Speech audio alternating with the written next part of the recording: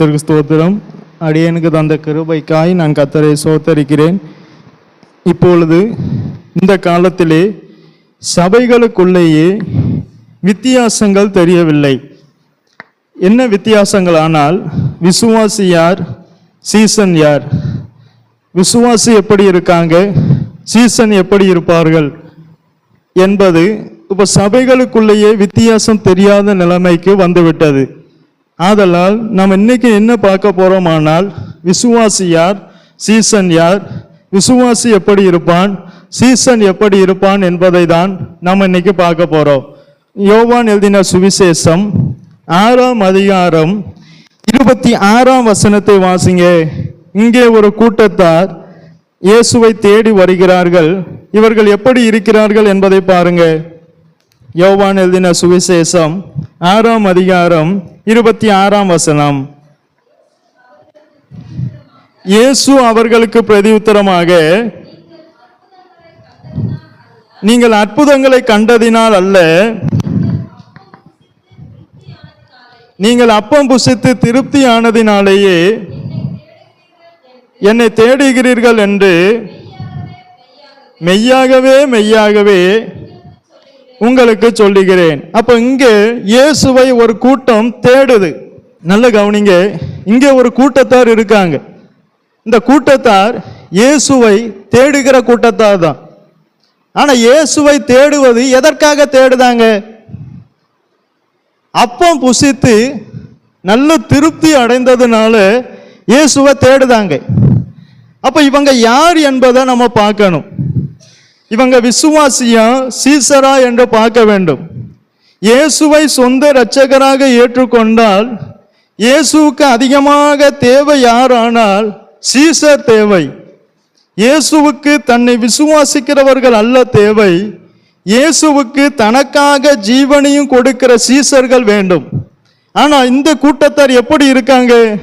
சீசராக அல்ல, இயேசுவை ஏதோ ஒரு பெனிஃபிட்டுக்காக தேடுதாங்க. அப்ப நம்ம இயேசுவை நம்முடைய தேவைக்காக நம்ம தேடும் போது நம்ம விசுவாசியாகவே இருக்கிறோமே தவிர சீசனாகவில்லை. சீசனுக்கும் விசுவாசிக்கும் வித்தியாசம் இருக்கு. ஒரு சீசன் என்பவன் தன்னுடைய தேவைக்காக தன்னுடைய தேவையையே முன்பாக வைத்து இயேசுவை தேடுவதில்லை. இயேசுவே தேவை என்று அவன் வைப்பான், அவன்தான் சீசன். ஆனா இந்த கூட்டத்தார் பாருங்க, இயேசுக்கு பின்பாக வராங்க. நீங்க அற்புதங்களை கண்டதுனால அல்ல, நீங்கள் அப்பம் புசித்து திருப்தி அடைந்ததுனாலேயே என்னை தேடுகிறீர்கள். அப்ப இயேசு எனக்கு ஏதாவது தந்தால், இயேசு என்னை ஆசீர்வதித்தால், இயேசு என் தேவையை சந்தித்து கொடுத்தால் நான் என்ன செய்வேன்? இயேசுவை தேடுவேன். இல்லாவிட்டால் இயேசுவை தேட மாட்டேன். அப்ப இயேசுவை யாருக்காக தேடுதோம்? ரட்சித்ததற்காக தேடல, நமக்கு கிருபை தந்ததுக்காக தேடல, நமக்கு வரம் தந்ததுக்காக தேடல. இயேசுவை நம்ம தேடுவது நம்முடைய தேவைக்காக. நம்ம தேவை முடிஞ்ச உடனே இயேசுவை தேடுதல் குறைந்துரும். அப்ப நம்ம இயேசுவை தேடுதலுக்காக நம்ம தேடினோமானால் இன்னும் எப்படிதான் இருக்கிறோம்?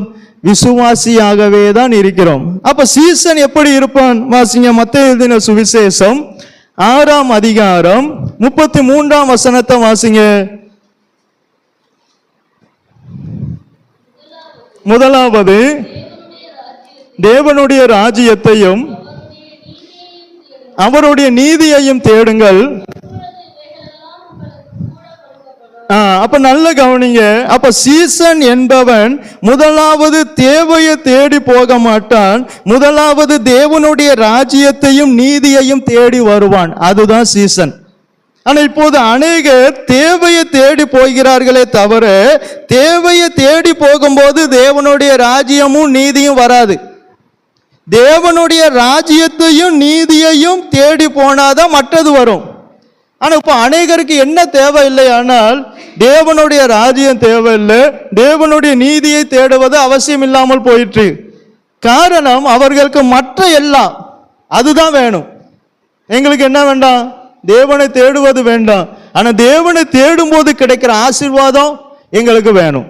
ஆனா தேவனை தேடுதல் தேவையில்லை. ஆனா இங்க சங்கீதக்காரன் என்ன சொல்றான் பாருங்க. இங்க தாவீது என்னும் ஒருத்தன் இருந்தான். அவன் பின்னாடி என்ன வருதுன்னு பாருங்க. சங்கீதம் 23 சங்கீதம் 6 வசனத்தை வாசிங்க. என் ஜீவனுள்ள நாளெல்லாம் நன்மையும் கிருபையும். இந்த தாவீது என்ன சொல்றார்? நான் இயேசுவை சொந்த இரட்சகரா ஏற்றுக்கொண்டேன். என் ஜீவனுள்ள நாளெல்லாம் நன்மையும் கிருபையும் என்ன தொடரணும். அப்ப நம்ம என்ன செய்தோம்? விசுவாசி ஆனால் நன்மையையும் கிருபையும் அவர்கள் தொடர்ந்து போவார்களே தவிர அவர்களை நன்மையும் கிருபையும் தொடர்ந்து வராது.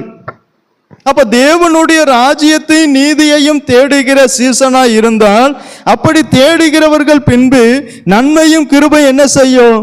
தொடர்ந்து வரும். காரணம், தாவீது தேவனுடைய ராஜ்யத்துக்கும் அவருடைய நீதிக்கும் முதல் ஸ்தானம் கொடுக்கிறவன். ஆதலால் அவனுக்கு பின்பு நன்மையும் கிருபையும் வந்தது.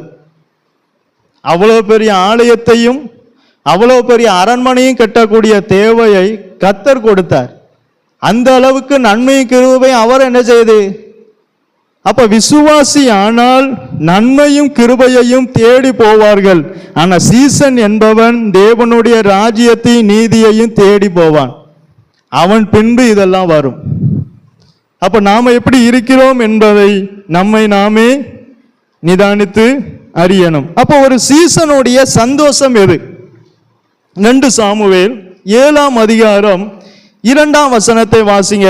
ஒரு சீசனுடைய சந்தோஷம்.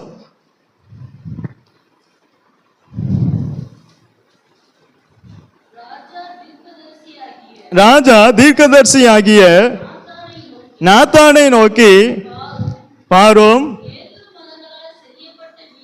கேதுரு மரங்களால் செய்யப்பட்ட வீட்டிலே நான் வாசம் பண்ணும் போது தேவன் தனக்கு எவ்வளவு தேவை தந்தாலும் அந்த தேவையின் மத்தியிலும் அவன் எதுக்கு ஸ்தானம் கொடுத்திருக்கான்? தேவனை தேடுவதற்கு தேவனை பெட்டிக்கு ஸ்தானத்தை ஒதுக்கியிருக்கான் பாருங்க. நமக்கு சின்ன ஒரு தேவை கிடைச்ச உடனே தேவன் எங்கேயோ போயிடுவார், முதுகுக்கு பின்னாடி தான் இருப்பார் தேவன்.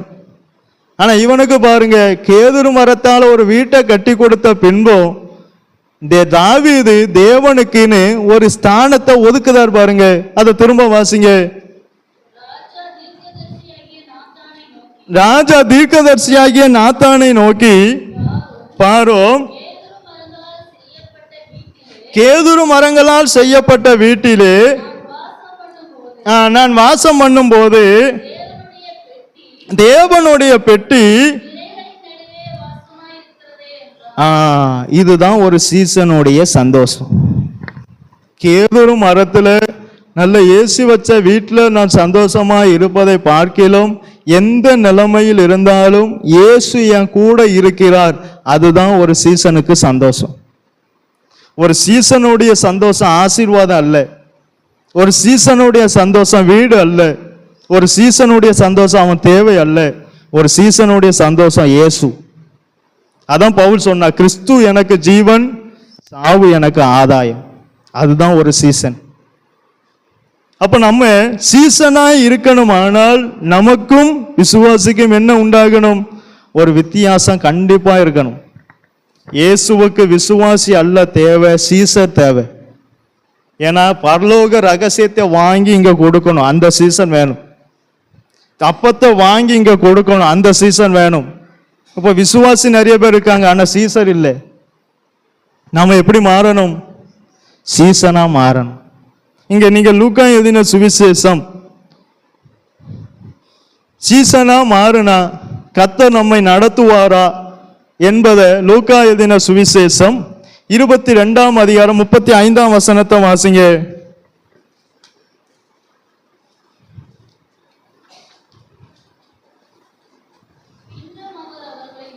பின்னும் அவர் அவர்களை நோக்கி, நான் உங்களை பணப்பையையும் சாமான் பையையும் பாதரட்சைகளும் அதெல்லாம் கொடுக்கல. ஏசு என்ன செஞ்சார்? ஊழியத்துக்கு வரும்போது ஒன்றும் தரல. இயேசுவை சொந்த ரட்சகரா ஏற்றும் போது எங்களுக்கு ஒன்றும் கிடைக்கல. அப்படி போகும்போது என்ன கிடைக்கி? ஆனா ஒன்றும் கிடைக்கலன்னு இவங்க எங்க இருந்தாங்க? வீட்டில் இருந்தாங்களா? இல்ல. ஆ ஆ நல்ல ஒண்ணுமே கொடுக்காம அனுப்பிட்டு, எப்போ ஏதாகிலும் உங்களுக்கு குறைவா இருந்ததான்னு கேட்டா என்ன சொல்லுவோம்? ஆனா அவங்க என்ன சொன்னாங்க? வாசிங்க. அதான் சீசன். நம்ம தேவனுக்காக இறங்கி போனா போற வழியிலேயே நம்முடைய தேவையை கர்த்தர் சந்திப்பார். நேத்து ஒரு குடும்பத்துக்கு போனோம். நல்ல வத்த குழம்பு தந்தாங்க. நான் ஏன் இதை சொல்றோம்னா, நமக்கு என்னது தேவை என்பதை அவர் அறிந்திருக்கார். அப்பதான் நம்ம யோசித்தேன், எலியாவை காக்கா மூலம் போஷித்தது உண்மைதான். அவங்க யாரும் தெரியாது, அன்புல தாராங்க. மெலித்தா தீவுல பவுல் போய் இறங்கும் போது அவங்களுக்கு வேண்டிய அத்தனை எல்லாம் கப்பல்ல ஏத்தி விடுதாங்க. அதுதான் அவர்கள் நம்மேல் பாராட்டின அன்பு. அவங்களுக்கு சத்தியம் தெரியாது, ஆனா அன்பு இருந்தது. அந்த அன்புல தந்தாங்க. அப்ப நம்ம தேவனுக்காக செயல்படும் போது, எதையும் எதிர்பார்க்காம நம்ம போகும்போது, போற வழியில ஒண்ணுமே குறைவு இருக்காது. இந்த தேவன் சதா காலமும் நம்முடையது. இவர் நம்மை மரண பரியந்தம் நடத்துவார். அப்ப தேவனுடைய ராஜ்யத்துக்கு முக்கியத்துவம் கொடுத்து இவங்க போன போது, அவர் அனுப்பின வேலையா இவங்க இறங்கும் போது இவங்க தேவைகள் சந்திக்கப்பட்டது. பேதுரு வலையை விடும் போது கேட்கார், எல்லா வெற்றியும் விட்டு உம்மை பின்பற்றி வாரோம், எங்களுக்கு என்ன கிடைக்கும்? என்ன கிடைக்கும்?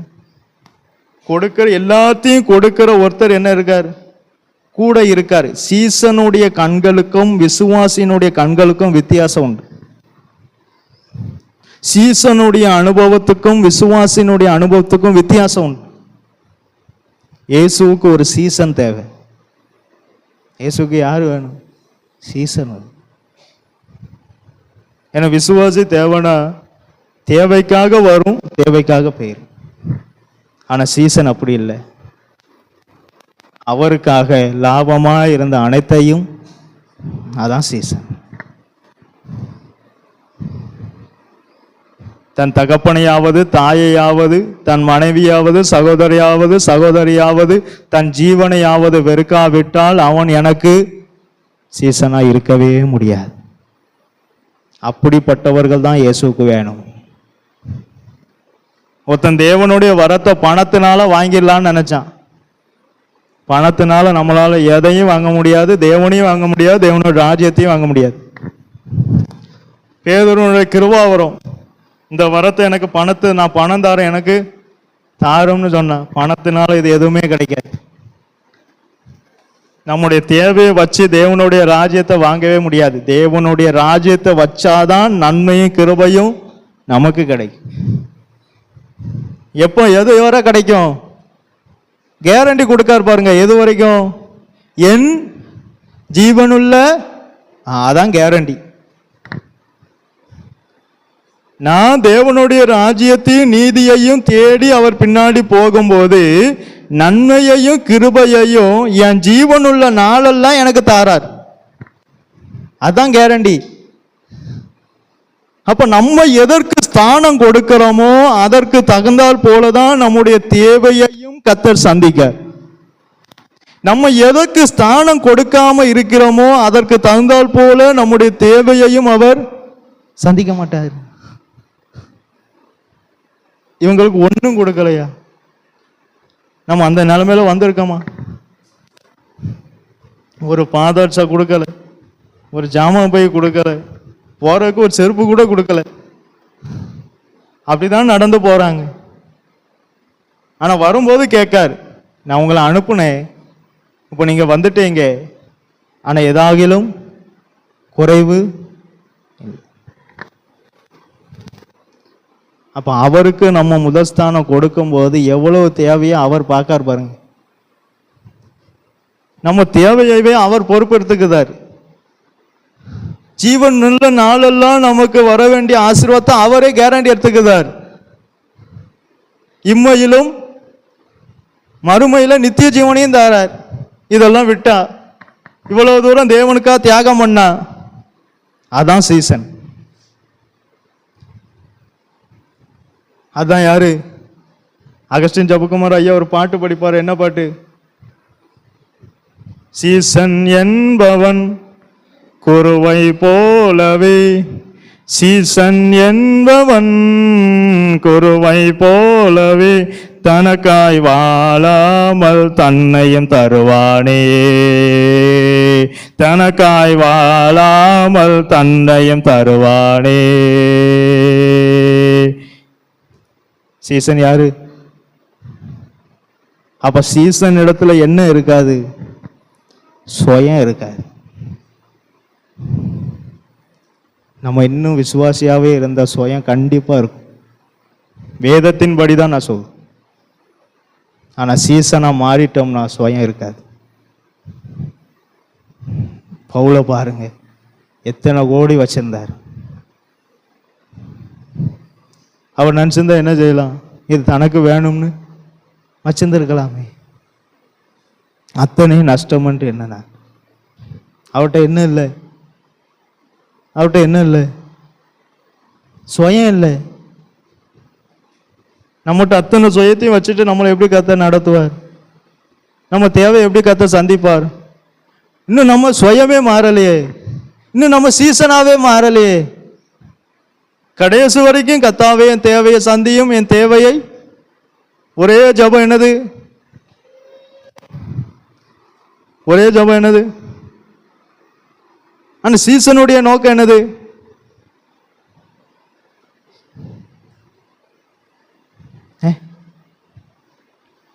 ஏன் தாவீது பின்னாடி நன்மையும் கிருபையும் தொடர்ந்து வந்தது? ஏன் விசுவாசிகள் பின்னாடி நன்மையும் கிருபையும் தொடர்ந்து வரல? காரணம் என்னன்னு பாருங்க. மத்தேயு எழுதின சுவிசேஷம் 6ஆம் அதிகாரம் 25ஆம் வசனத்தை வாசிங்க. ஆகையால் எண்ணத்தை உண்போம், எண்ணத்தை குடிப்போம் என்று உங்கள் ஜீவனுக்காகவும் எண்ணத்தை உடுப்போம் என்று உங்கள் சரீரத்துக்காகவும். இதுதான் சீசனுடைய அனுபவம். அவன் எண்ணத்தை உண்போம், எண்ணத்தை குடிப்போம், எண்ணத்தை உடுப்போம் என்று அவன் என்ன செய்ய மாட்டான்?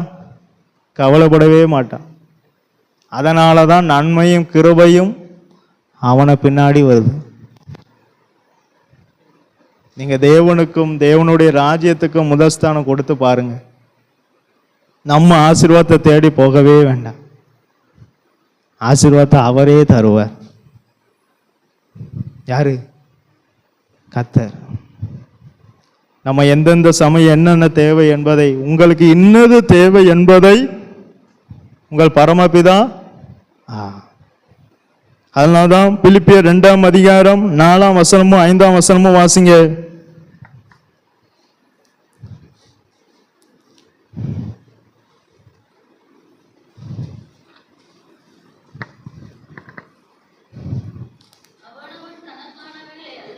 அவனவன் தனக்கானவைகளை அல்ல பிறனுக்கானவைகளை நோக்குவானாக. கிறிஸ்து இயேசுவில் இருந்த சிந்தையே. இதுதான் சீசன். சீசன் என்பவன் தனக்கானவைகளை அல்ல பிறனுக்கானவைகளை நோக்குவான். அவன் தான் சீசன். நாம நம்முடைய தேவைக்காக தான் பெரிதாய் தெரிந்ததானால் நாம இன்னும் சீசனாக மாறவில்லை. எப்பொழுது இயேசுவினுடைய தேவை பெரிதாய் தெரிகிறதோ அன்று முதல் நாம் தான் சீசன். சீசனுக்கு தன்னுடைய தேவையை தவிர இயேசுவினுடைய தேவைதான் பெரிதாய் தெரியும்.